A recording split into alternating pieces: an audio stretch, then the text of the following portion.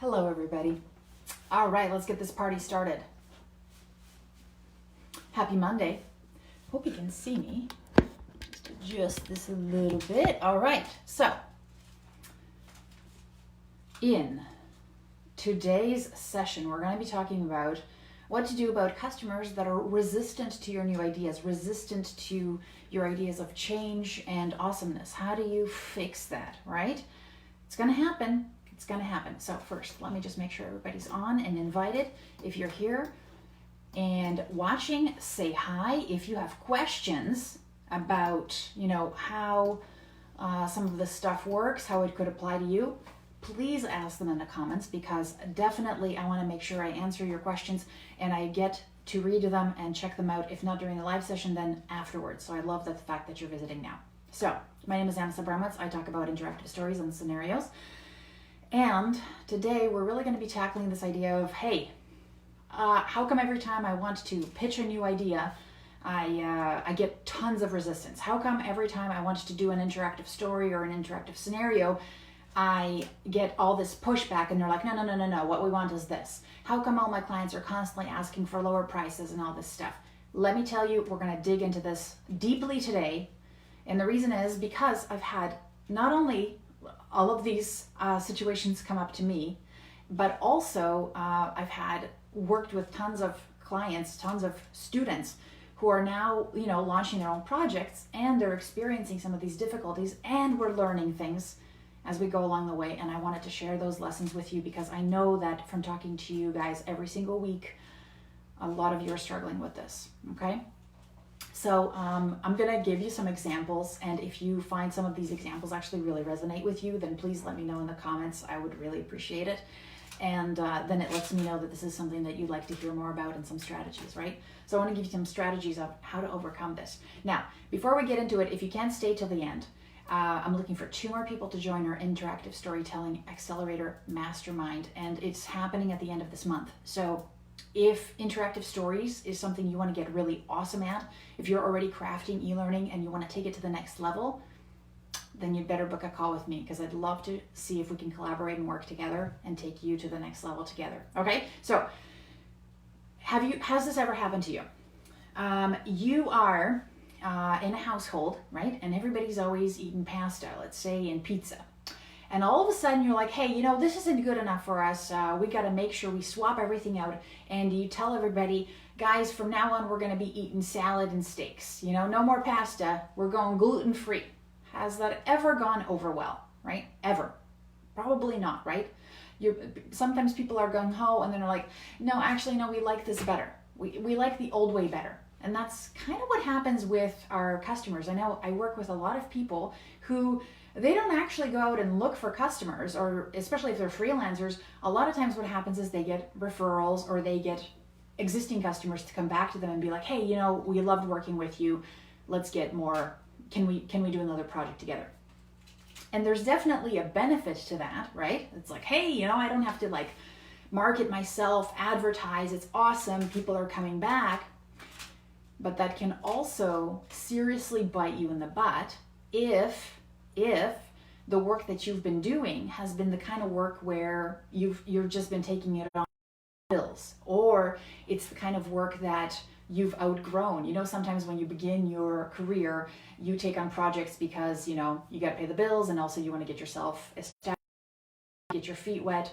And one of the things that happens is sometimes, especially if you're, trying to feed a family, support people that you care about, you're going to take on projects that, aren't your thing. Like, I've taken on explainer video projects just because, hey, I needed the contract. I needed to make sure everything was kosher, right?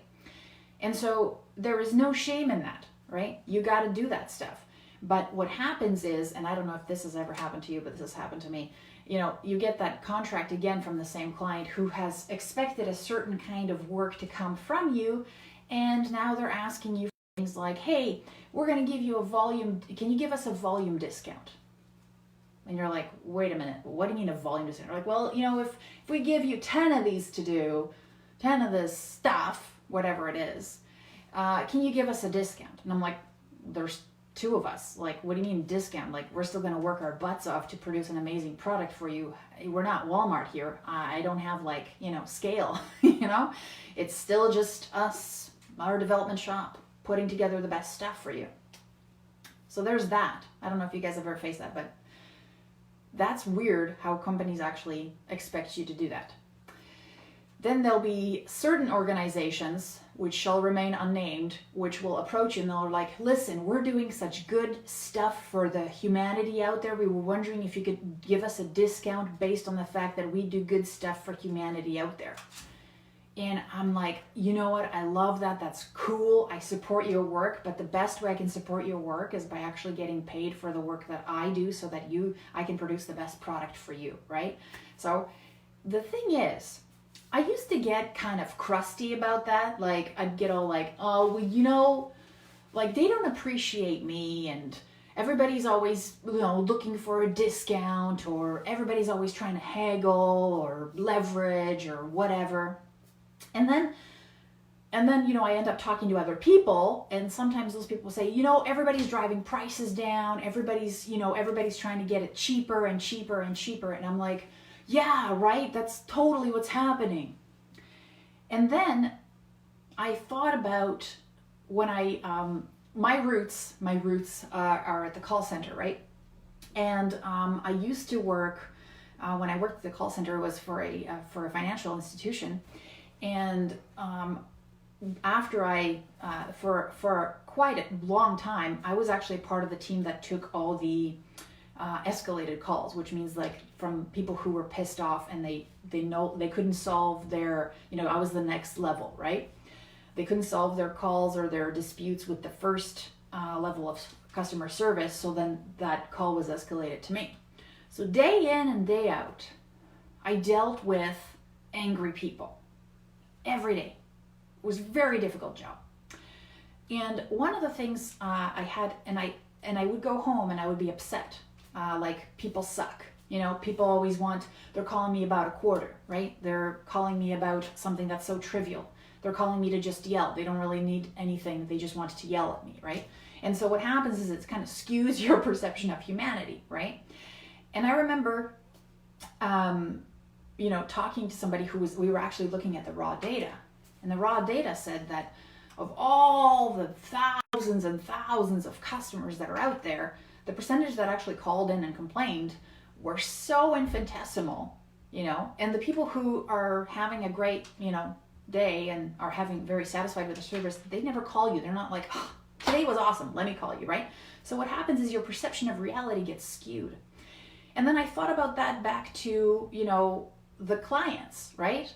And I'm thinking, listen, just because I've attracted through my sometimes desperation and sometimes some of the projects I took on, which later I was like, man, that was a total soul-sucking experience. I never want to do that again. That's not the kind of work I want to produce.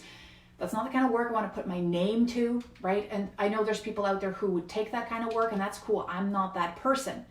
So what happens is, here's the analogy, right? Are there people out there who will go for a $2.99 steak dinner? Absolutely. Of course, they're going to look for that. Do you blame them for having that dinner? No, they're going to have it. They're going to ask for that discount. They're going to ask for that meal. Are there people out there who will pay $14 for a steak? Of course, right? Of course. And to be honest with you, the people who pay $14 for a steak will not buy a $2.99 steak. Because they're like, I don't want that kind of quality. I want the $14.99. Are there people who will pay $100 for a steak? Of course. Why? I mean, they can get a steak for $2.99. Well, because they want the best. There's people out there who want the best. There's people out there who want good value, and there's people out there who want the best, and there's people who want premium, whatever. To think that everybody is a $2.99 steak person is wrong. Right? Of course, those people exist, but that doesn't mean the other people don't exist. We still have Rolls Royces, we still have Teslas, and we still have, you know, like, I don't know, Hyundai Elantras, whatever. No, anyways, some really affordable car. Whatever.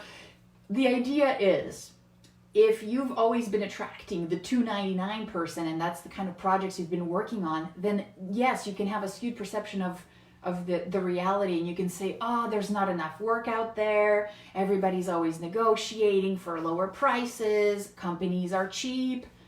And I noticed when I changed the way I thought about the marketplace, the value that I add, and the kinds of customers that I wanted, and looked at it more realistically, I thought, maybe my work so far has been attracting a certain kind of person because this is what is in my portfolio, right? If my portfolio is 300 different kinds of interaction slides, the kind of work I'm going to attract. If my portfolio is in interactive story, like Broken Coworker, then that's the kind of people I'm going to attract who are going to look at that and be like, hey, that's awesome. Can I have one of those, right? This is what we're looking for. If they're looking for a PowerPoint conversion, they're not going to come to me. Will they still, some people still come to me, they're like, hey, we have PowerPoint, do you want to convert them? I'm be like, no, see, this is my work. This is what I do. This is now what I deliver. This is my showroom, and these are the pieces that you get to choose from. And this is what I produce. Now, do you do that overnight?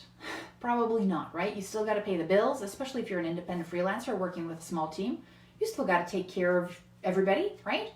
But one of the things that drives me is, hey, can I get the kinds of projects where people, not only where it's a win-win, they get an amazing product, I get paid really well, I get to work with creatives, and I don't have to haggle them down to zero, I get to work with developers, illustrators, and everybody gets paid, everybody gets to support their family, and we're doing awesome work, and the client is happy. And it's a win-win-win-win. Guess what? It's possible. It's 1000% possible because I've done it over and over and over again.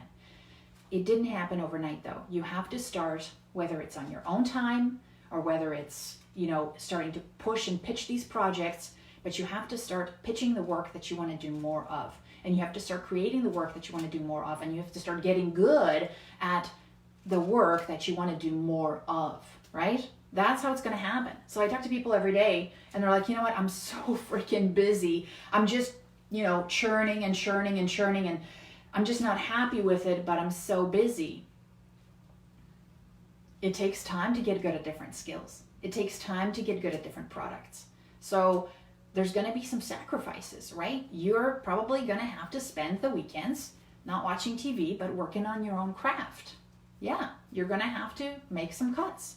Like, it's funny because I watch interviews with Kobe Bryant and everybody's like, wait a minute, you became number one, but what about your friends? And he's like, yeah, I had to put that on hold because I needed to get to where I needed to get to. Like, there was no, barbecues with my buddies. There was no, doing Netflix binges because he had a vision and he wanted to get there, right? So when I talk to people who are like, yeah, well, I don't really have the time, and I'm like, if you wanted to, you'd make the time. You got to make the time for you. If it's important enough. I'm not saying, sometimes we have projects, especially now I've talked to people, they're like, I used to have a normal work day and now I have 14-hour days. And I get that. Maybe you're not ready yet, but you got to start making those plans, because otherwise you will end up in another decade exactly where you are right now, still thinking everybody wants to haggle you and getting basically the discount bin of clients because you haven't taken the time to invest in yourself and attract the kind of customer that appreciates the craftsmanship and the value that you deliver. This is across everything. I mean, I could be selling like shoes, same thing. People always want to get a discount. But then there's people who will buy Manolo Blahniks, right? Of course. Right? Whether they're valuable or not, it's a status symbol for them, right? So you got to think about it that way. You got to change your mindset about what is possible for you. Set that goal and then work backwards from and say, how am I going to get there? It's not going to be overnight. You might not be able to quit your job today and be like, oh, I'm a freelancer, I'm doing the work I love. But if for the next year you take steps towards that ultimate goal, you will reach it. Because once you set that vision, all kinds of crazy awesomeness is going to align. So you can definitely, this is, I always say, if you fight, you can fight for your limitations, right? And if you fight for your limitations, like, oh, it's the customer, oh, it's the economy, oh, it's my boss, oh, it's my peers, oh, nobody understands me, you get to keep all that stuff. You fight for it, you get to keep it. But the opposite is true as well. If you fight for your opportunities, they will come your way. If you fight for your goals, they will come your way. You just have to set that intention. It'll happen. So it's not the customers. The customers are what you've attracted. So now you have to start attracting new customers. Is that easy for me to say? Yeah, it is now, because I've gone through that pain, right? I've gone through this, holy shit, I don't want another 50 explainer video project. You gotta start setting your sights on what you want and then work backwards from there, because that's the only way you're gonna change that. Unless you have some seriously open-minded people who are like, what? Pasta to salad? Of course I'm game. Will it happen? Of course. Is it common? No. So you got to work on that. I hope that was helpful to you.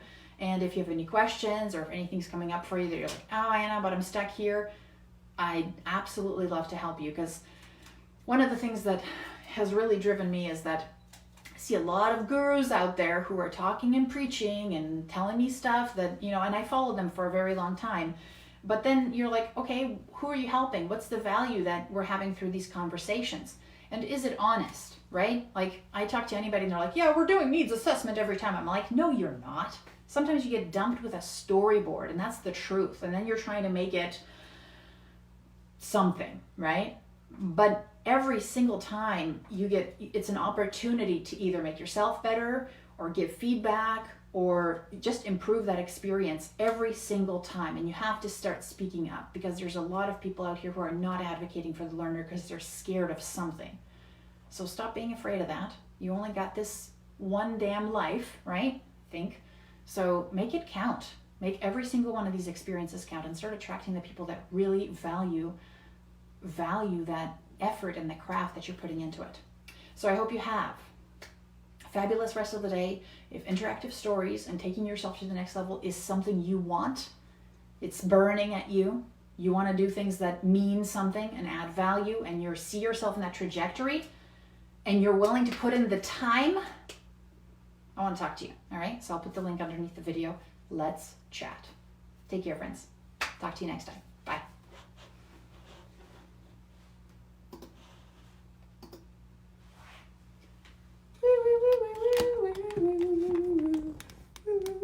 Hello, everybody.